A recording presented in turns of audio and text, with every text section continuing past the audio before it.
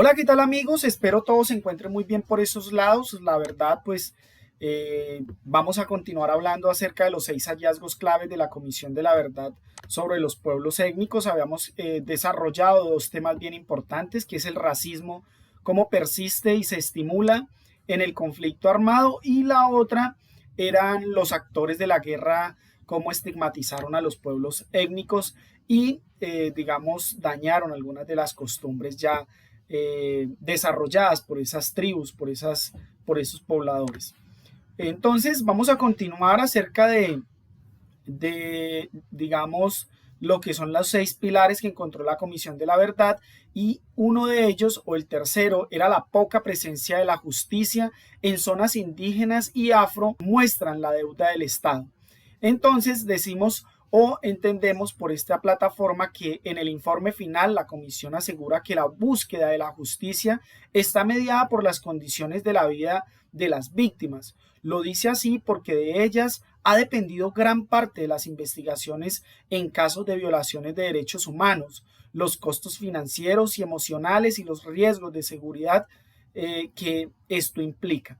Y entonces la verdad, entre más precaria sea la condición de la vida de la víctima, más difícil va a ser la búsqueda de la justicia, porque los recursos económicos para asistir a las diligencias van a ser más limitados o incluso podrían ser hasta nulos. O por el desplazamiento o por la permanencia en el lugar de los hechos puede significar un riesgo para su vida. Entonces, la silla vacía nos dice que las diferencias para acceder a la justicia o a los mecanismos de protección se ven reflejados en el relato de una mujer afro que narró su desplazamiento de la vereda La Viña de Nariño a Buenaventura y su posterior exilio. Es decir, que verdaderamente la Comisión de la Verdad concluye que no hay una presencia robusta de la justicia y que eso muestra la deuda del Estado, más aún en zonas indígenas y afro. La justicia colombiana no era capaz verdaderamente ni siquiera de identificar en muchos de los casos quiénes eran las víctimas. En muchos de los casos las víctimas simplemente se iban desplazadas y perdían todo en el transcurso de los tiempos porque eran utilizados esas tierras para los magnates o para muchas personas que compraron esos territorios y no le dieron un solo peso a los dueños verdaderos de esos territorios. El informe asegura que a los pueblos indígenas y a los pueblos afrodescendientes se les suman las violencias de la colonización con las del conflicto armado interno, marcando sus vidas en un trauma colectivo que sigue mostrando las condiciones de falta de reconocimiento de sus experiencias como parte de una historia compartida y el desarrollo a sus territorios y a las culturas siempre amenazadas.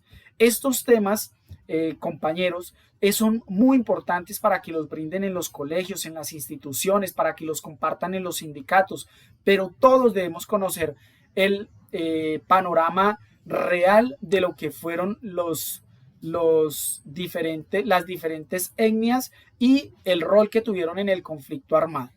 Por otro lado, encontramos que los proyectos económicos agudizaron la violencia contra los pueblos. Uno se podría preguntar por qué, si los proyectos supuestamente le dan desarrollo, le dan economía a los territorios.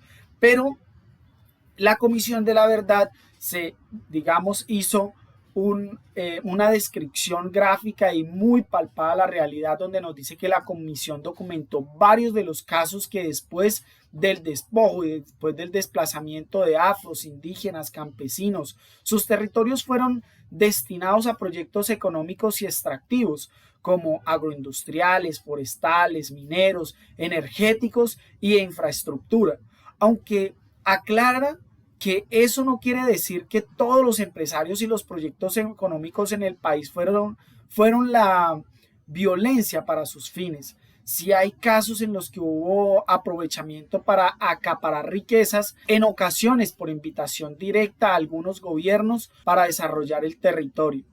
También hay otros casos en los que los mismos exparamilitares han dicho que ayudaron a esos proyectos, como este ex paramilitar del bloque central Bolívar. Los palmicultores casi que replican el tema de las fincas de las bananeras, Digamos que tomaron ese mismo modelo que es el del desplazamiento de los pequeños propietarios de tierras para así lograr la expansión de sus fincas. Eso solo lo lograban bajo una presión violenta.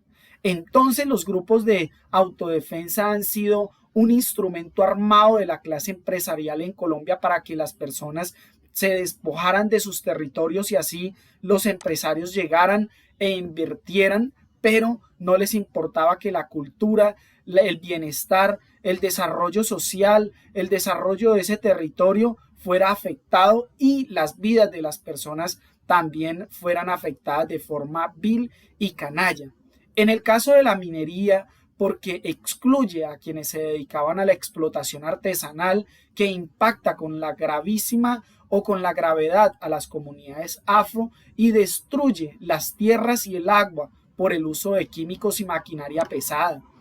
Una mujer afro de La Guajira cuenta que fue desalojada por la minería y que nunca les consultaron sobre el proyecto. Así era como estas entidades, digamos, de cierta forma, iban operando. Un proceso que debe hacerse por ley con las comunidades negras. El Estado nos agarró de las manos y vulneró todos nuestros derechos. Nosotros tenemos la oportunidad de reconocernos como comunidades negras y ellos no nos hicieron ni siquiera la consulta, no nos consultaron si estábamos de acuerdo con lo que iban a hacer en nuestros territorios. Se colocaban tutelas. Es más, dice ella, hay un desacato de su parte desde hace 18 años. La Corte Suprema de Justicia ordenó comenzar la reconstrucción de la comunidad de Tabaco 48 horas y eso fue hace 19 años. Por su parte, en los años 90 el narcotráfico fue acaparando tierras y cambiando el uso de tierras. Por su parte, en los años 90 el narcotráfico fue acaparando tierras y cambiando el uso de estas por actividades como la ganadería extensiva y los cultivos ilícitos que fueron desplazando tanto los grupos étnicos como a sus actividades económicas. Por otro lado, encontramos que la coca se convirtió en la única alternativa para sobrevivir en los territorios, porque si bien es cierto, estas personas de estos territorios lo único que hacían era cultivar plátano, cultivar yuca, entre otros productos, y lo peor de todo es que se les cobraba aranceles para pasarlo de un territorio a otro. Se les cobraban impuestos para pasarlo de un departamento a otro. Durante o mientras que la coca no tenían que pagar absolutamente nada y el presupuesto que ganaban era mucho más rentable que lo que cultivaban con otras cosas. El informe final de la comisión dice que la pobreza y la dificultad de transporte y la comercialización de los productos agrícolas en el campo llevó a que la coca se impulsara como la única posibilidad de sobrevivencia.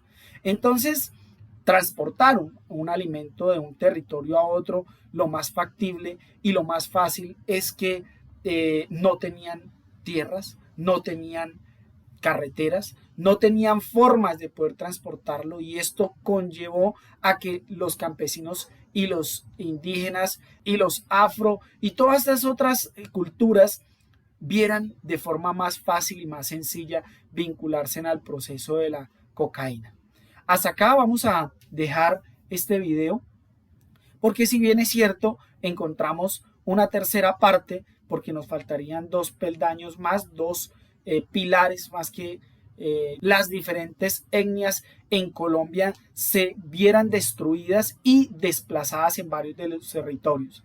Podríamos decir que fueron estigmatizados de forma directa, fueron señalados como simpatizantes y colaboradores de los diferentes grupos armados de Colombia y la poca presencia de la justicia en Colombia ayudó a que estos territorios se vieran afectados de forma directa por la guerra y entonces el desplazamiento de ellos aumentara de forma significativa. Aparte de eso, también los ricos acapararon grandes cantidades de territorios de sus pertenencias y esto también ayudó a que los grupos paramilitares entraran en esos territorios para que se camuflaran por el Estado o por las guerrillas que los estaban atacando. De la misma forma, las FARC se escondían en esos territorios, y esto ayudó a que unos grupos señalaran a estas personas, a estas indígenas, de pertenecer a diferentes entidades, digamos, terroristas. Un saludo muy especial para todos. Espero continuemos con este transcurso de esta información. Espero la compartan. Es muy importante para todos conocer esta historia, esta parte de historia que conllevó a los pueblos étnicos a, digamos, estar en vía de extinción algunos. Y es muy importante que los estudiantes, es muy importante que muchas personas conozcan esta cara del conflicto armado. Un saludo muy especial para todos y estamos en un próximo encuentro. Chao, chao.